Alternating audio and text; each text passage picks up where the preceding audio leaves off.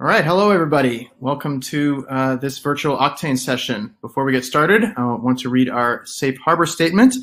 So this presentation may contain some forward-looking statements, so please refer to the accompanying slides for more information. Don't worry, there will not be a test on this later, but just know that there's some things that we might talk about that contain forward-looking information. Now, getting started here, glad to be here again for this virtual Octane session. My name is Dwyer. I'm on the product marketing team here at Okta.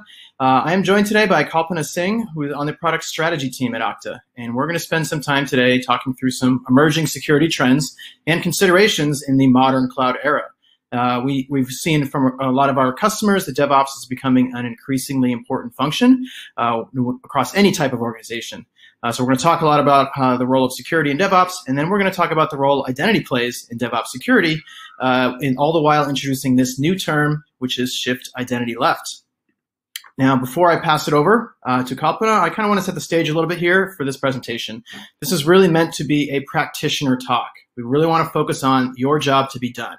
So hopefully you can take some of the things that we covered today and put it into practice at your own companies, wherever you are along your cloud journey. But as practitioners, no matter your role, you're on the hook for something. We live in an incredibly fast-paced and ever-changing world, as clearly evidenced by today's times. So if you're on the business side, that means you're kind of on the hook to deliver continuous innovation to your customers. It's really the only way to remain competitive in this fast-paced world. Now, as every company becomes a software company, this means that developers are on the hook to deliver continuous innovation back to the business. And then the operations folks, they're on the hook to deliver that software continuously and very quickly. Now, here's where things get interesting. Security folks, you're really on the hook to not get in the way of all of this amazing continuous activity. Unless you really have to because of something around security, but really try not to. But unless you have to, that's why you can get in the way. I think you kind of get the idea here. So really the spirit of this talk is how can we enable productivity across your organization without fully compromising on security? And the themes that are going to apply, we're going to talk about, really do apply to every role here, not just the security team. It is a security context, but it does apply to everybody. Now, as for me, I am personally on the hook to deliver this presentation, but thankfully not continuously. So with that, I will pass it over to Kalpana to talk about security in a DevOps world. Kalpana, off to you.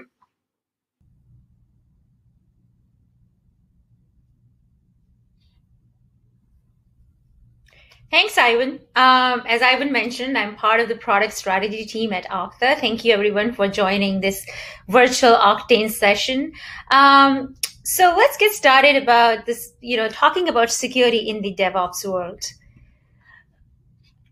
Over the past 15 years, there have been two significant changes that have impacted the way enterprises build and consume software. One is infrastructure, or now everything as a service, which allowed the flexibility around where things are developed and deployed. You could basically spin up infrastructure within minutes using a credit card. Hence, 80% of the Global 2000 are using one or more infrastructure provider to build, test, and deploy their services.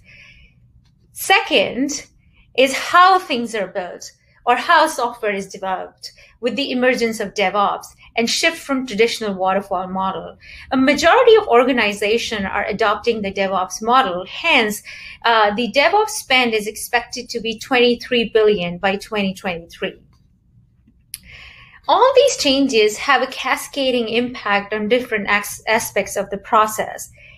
Infrastructure as a code from static infrastructure, security model shifting from zero trust to with dynamic security controls, dynamic registry of services versus a static system of record, a multi-cloud delivery model versus a single deployment, development and deployment cycles getting shorter from years to months to weeks, and from weeks to days or hours respectively, and use of pervasive automation. As this shift happens, security considerations become more critical and can become the limiting factor in achieving the speed and agility enabled by infrastructure as a service and DevOps capabilities. So how do we rethink the security model? In the past, and to be honest, for most enterprises, even today, security controls are an afterthought, as you see on the left. The dev or DevOps team would build stuff and plan to deploy when the security team came in, or in worst case, came in afterwards to figure out how to implement the necessary controls. As a result, these controls turned out to be complex, clunky, and static, and had to be readjusted if the DevOps teams made any changes. Also, these controls were typically made from a compliance mindset versus a security mindset in order to just get stuff out the door. To maximize the benefits provided by DevOps and infrastructure as a service, security model needs to align with the DevOps process and shift left, as you can see on the right. It will enable controls to be embedded natively at each stage versus layer at the end. And these controls would be more dynamic and agile, made with a security mindset versus just a compliance mindset, leading to a more effective zero trust model. But as with everything good, it's not as easy as it sounds. As per a 2019 State of DevOps report, for most companies, the idea of integrating security into delivery lifecycle is an unrealized ideal. What makes it so hard? Balancing the need for speed for the business with integrating security in DevOps can be challenging, especially when these two are separate teams and processes for most organizations with different goals. The scale of distributed environments make it hard to establish baseline for a current state and identify what controls exist, what needs to be in place, and what needs to change. Also, due to the ephemeral nature of the environment, things need to be continuously monitored and adjusted. All this adds tremendous amount of complexity for the teams. They want to do the right thing, but just are overwhelmed.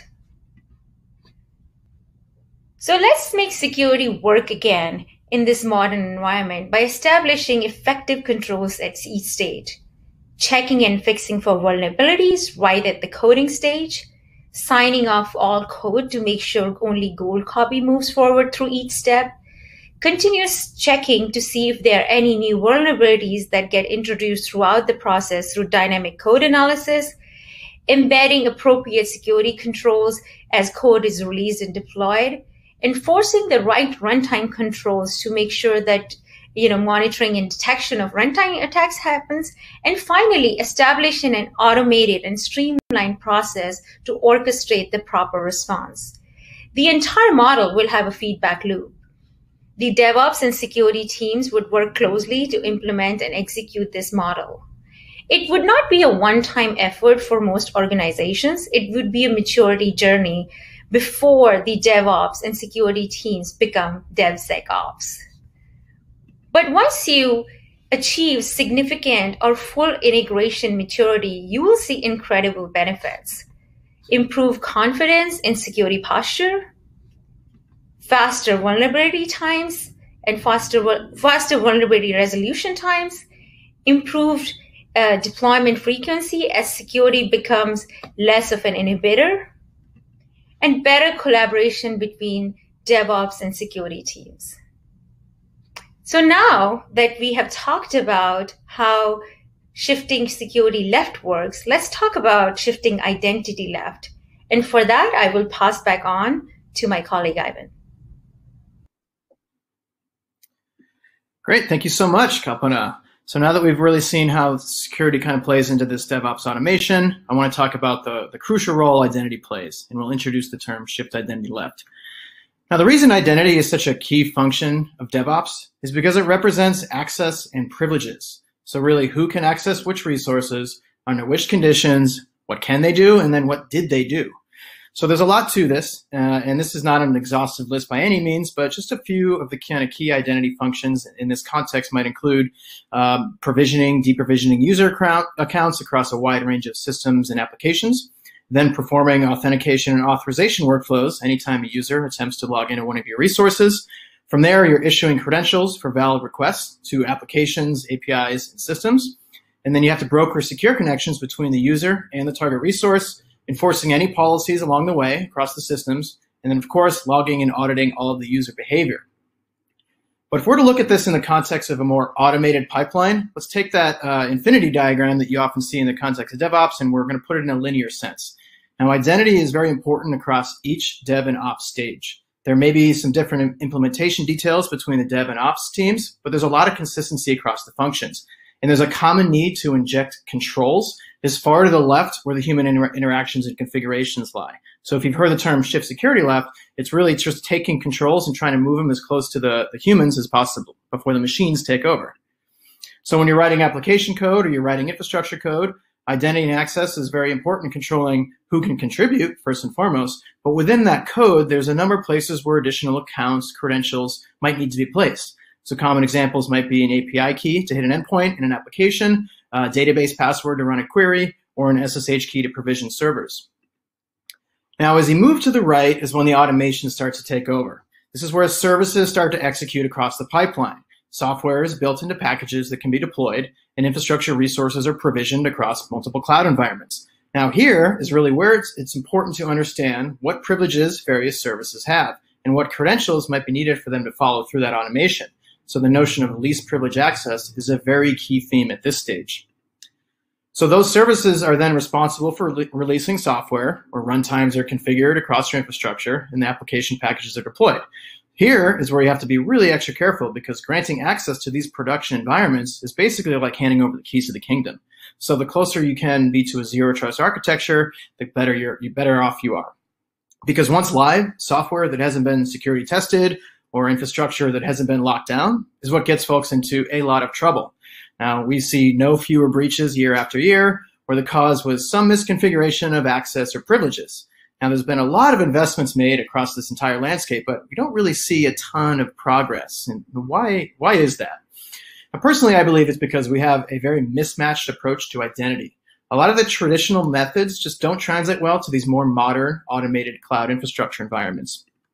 So administrative tasks, they need administrative credentials. This could be an SSH key or an API key, but the challenge with these is that they're static. They're very hard to attribute to a real user. Again, possession is 100% of the law. So we've spent a lot of our traditional efforts trying to protect all of these credentials from getting into the wrong hands. Also, shared administrative accounts are often used in the context of automation or tooling to perform specific tasks. Again, this is very difficult to attribute to a user.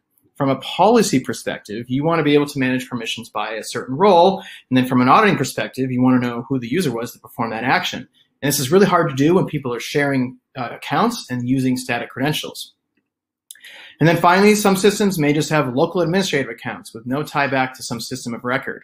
This is extremely dangerous because that becomes almost impossible to track who has the right permissions across which systems. Also becomes an operational nightmare when you have different identity stores and different policy stores.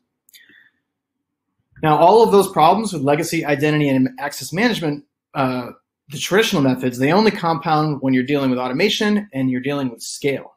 As you have more systems, they're dynamic systems, you have more accounts and credentials to worry about. So the example I always bring up in this context is think about that classic case of a system administrator who leaves the company. Now, how can you guarantee that their access has been properly decommissioned when you have dynamic infrastructure all over the place? Now, without a strong identity layer, that's a really hard question to answer.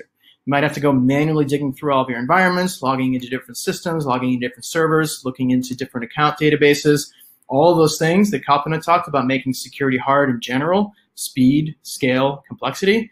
That just makes this an ongoing nightmare for those in charge of this. And this is something that we spend a lot of time talking to our customers about, and we've heard a lot of the challenges. Believe me, I've heard some horror stories. Anytime I say what happens when a system administrator leaves the company, I've heard a pretty wide range of responses. We talk a lot about onboarding users, but offboarding is just as critical, especially from a security perspective. So I've come up with this term to represent how to best inject identity and access management controls into your automated DevOps processes to deal with all of this operational complexity when we're dealing with dynamic infrastructure environments. Now, if you've heard the term shift security left, this is not a far leap by any means. We're just talking about it in the context of identity. Now, the primary goal here is to ensure that automated workflows have the right guardrails in place. We want to provide the right levels of access where needed. We also want to minimize the exposure of all those sensitive accounts and credentials.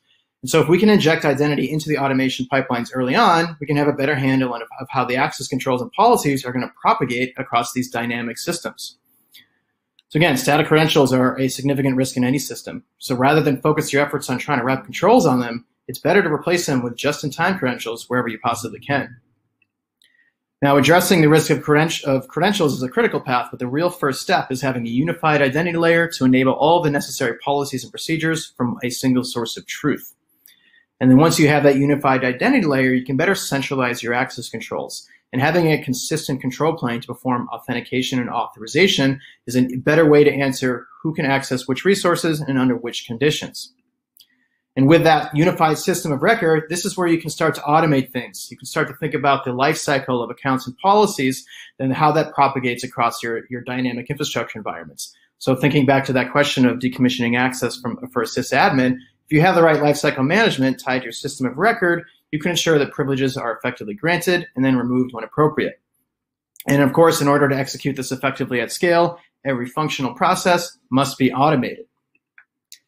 So the main thesis here is to make identity and access part of your automation, not an afterthought.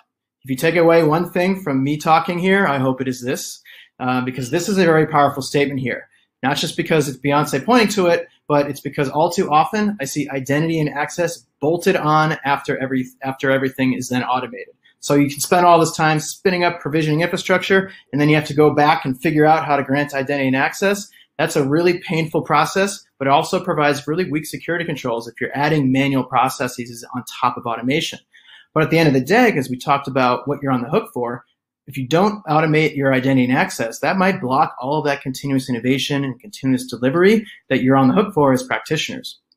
So if you can make identity and access part of your automation by shifting left, that's when you can better confidently answer that question of how to streamline automation without compromising on security, which is a huge win.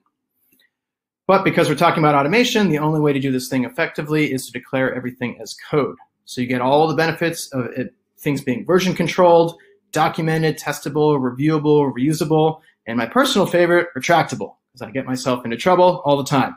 Now, this applies equally to developers writing application code and operations folks writing infrastructure code. So remember this, once things hit the automation, that's when the machines take over. So your security controls are really only as good as what you inject. That's why the concept of shifting left is so critical here. But of course, this isn't done with a snap of the finger. As with anything done right in our world, it should be taken in stride and done in phases. So at Okta, we spend a lot of our effort focused on getting you through this maturity curve. Now, we want to get you out of phase 0 first and foremost. We want to unify identity management. And then we're going to kind of guide you across the rest of the maturity curve as you build out and evolve your own DevOps practices. The reason I start with phase 0 here is because this is essentially table stakes. The bare minimum effort is to secure any credentials you have, maybe in a vaulting service.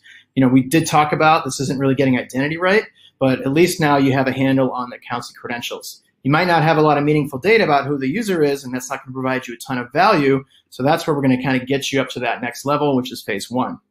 And that's unifying your identity management layer.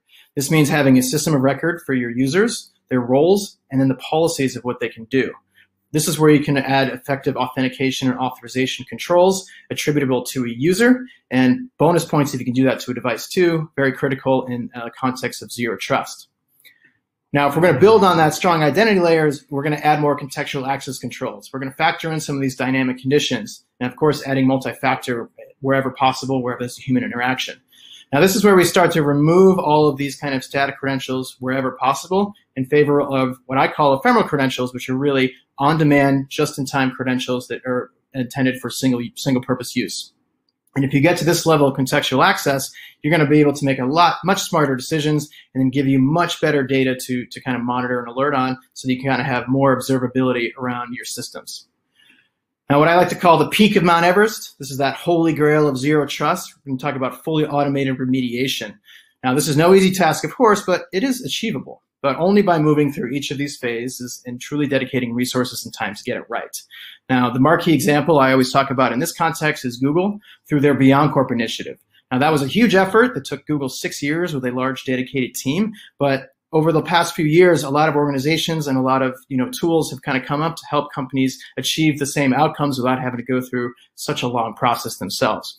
So this is a nice maturity curve to kind of think about where you are from an identity and DevOps perspective. So take a mental note of where you are along this curve and maybe what actions you might want to take to move yourself forward.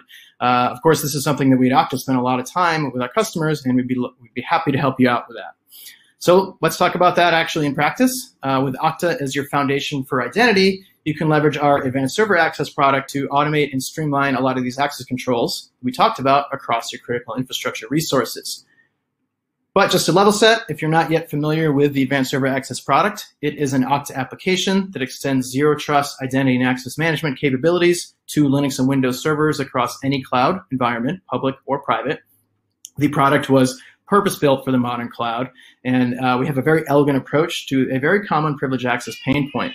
So if you were in attendance at Oktane last year in person, you might have seen us launch this product on the main stage. To great fanfare, of course. So here we are 1 year later, now virtually, but we have a ton of adoption and a lot of learnings from how you, our customers, have been deploying and using this product. And we've seen a lot of really forward-thinking patterns emerge fully in line with what we've been talking about, these kind of cloud-first, identity-centric approaches to automation, which is great validation for us for building this product and also for the notion of shifting identity left. So just at a very high level, Advanced Server Access delivers three key capabilities in this context. We're going to enable just-in-time passwordless authentication to Linux and Windows servers by SSH and RDP. We automate the end-to-end lifecycle of local server users and groups at scale with Okta as the backing source of truth. And then we have abilities to enforce fine-grained role-based access controls and command-level permissions for strict least privilege access across your most critical infrastructure resources.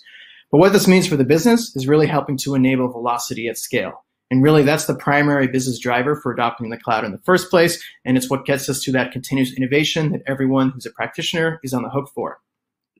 But I now want to talk about how this actually works under the hood from a product perspective. So let's first look at the lifecycle automation. So automating identity and access in this context really means managing the end-to-end lifecycle of these accounts and policies across dynamic infrastructure resources. So when you spin up a new server on AWS, the right people have the right levels of access automatically, not after running some manual process or runbook after the fact, but automatically right when that instance spins up. And then when that instance spins down, access is removed, and everything is automated from a user, group, and role perspective. So moving from left to right here, we have the Okta Identity Cloud is our source of truth for user and group membership. And if you use Okta before, you just treat Advanced Server Access like any other integrated application. You would assign your users and groups to Okta Advanced Server Access as a downstream application. And then once users are in Okta Advanced Server Access, administrators can explicitly assign them to projects, which are a collection of servers and then their associated permissions. So this is where we can really start to apply policy and strict role-based access controls. And you might have automation here to add and remove users to groups or to provision specific entitlements. This is where the automation pieces really start to kick in. But the way this really works across large-scale distributed cloud environments is through our server agent, which is deployed across every instance or server that's enrolled with our platform. So this server is really there to manage the local user and group accounts and local policies on that machine. And that agent is communicating with our backend API periodically for any changes on the Okta side. And then it's going to make an update on the local machine near instantly. Now, what's key here is that because of that direct relationship between a server and the Okta backend, this can be done across tens of thousands of servers in the same manner as it would a single server.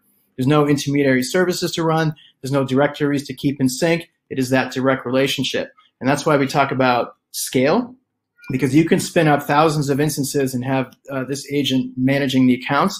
And as the infrastructures are spinning up and down, you have near instant lifecycle management capabilities. That's why we talk about this so importantly from shifting identity left, is because it's all near instant, it all happens at scale, and that is really how we're trying to run the cloud. Now, what this design enables for the end users is a more streamlined way to extend a single sign-in experience to your infrastructure resources. So we just talked about the lifecycle automation, which provides that automated onboarding and offboarding experience. So let's say you're one of those people that's requesting access. You're going to be granted privileges to log in via Okta in mere minutes, as opposed to potentially weeks or days, with manual systems.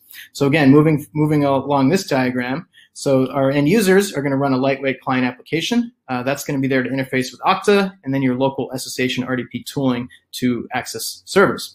Every request is going to be independently authenticated and authorized by Okta against the policies that we talked about. And then once granted, we have a backing certificate authority that's going to mint a short-lived credential tightly scoped to that user, that device, and then the server being accessed. That credential, client certificate, is used inline SSH or RDP by that client application to establish a secure direct connection with the target server. The agent on that machine is going to pick up that login event and audit it across your audit logs. And then because that certificate is so tightly scoped in time, it's going to self-revoke. So this is where we're getting rid of static credentials. There's no cleanup because that credential can only be used in the context of that independent login. This is all a very nice and elegant experience here that our customers have really loved because it's so familiar to them if they've been using Okta to log into business applications. So if we're going to put this all together, everything that we've talked about, across security, across DevOps, across identity in this context, we're going to have a very elegant approach to solving a lot of challenges that arise when dealing with large-scale automated infrastructure environments. So the things that you're trying to accomplish with your DevOps teams that you might have been blocked, and we see this is just a short list of things that we've encountered. A lot of that manual onboarding and offboarding, that is a painful experience for a lot of our customers. Having to manage all credentials and just have an idea of which ones are out there, that's really hard to do. And then, all of those kind of legacy systems that you have to continue operating, on-prem systems, those are clunky. They become barriers and blockers to automation. They definitely don't scale well. Not being able to consistently apply multi-factor authentication, not being able to have the confidence that your policies are being applied across these environments, and then having limited visibility. All of these things are really challenging. And so if we can kind of take that concept of shifting identity left, obviously this is something that we promote with the Okta products, but first and foremost, think about the context of shifting identity left. What you're going to gain from a technical outcome perspective is pretty strong. You get that automated lifecycle management. I mean, that is huge. The ability to spin up large-scale dynamic infrastructure environments and just have accounts and policies be there automatically, that's a huge win right there. But we do that in such an elegant way that we're going to get rid of all of that credential management pain. That is very nice. And of course, if you're still stuck operating a lot of these on-prem systems and you're trying to adopt the cloud, anything that you can operate as a service is going to help you out. It's going to remove a lot of the burden, a lot of the barriers that you might have as you start to scale up. And then we're just extending Okta. So all of what you're familiar with from an SSO and MFA perspective, we're just applying to infrastructure, giving you a nice central place to apply policy for role-based access controls all the way down to the command level from a sudo entitlements perspective. And then we're going to audit everything so that you have a very clear audit log of who accessed what and what they did on that machine. So all of this is really nice and elegant. If you haven't seen the product, I definitely encourage you to do so.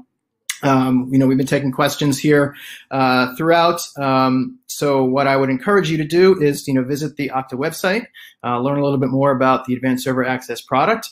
And if you'd like a more personal demo, reach out to your account team and we can set up a time to really walk through the product in detail. We can get a handle of what your infrastructure environment looks like today, what some of the things you're trying to accomplish as you spin up your own DevOps programs, and hopefully we can help you along the way. So with that, I'd like to thank everybody for joining this session, and I hope you're enjoying our virtual Octane. Cheers.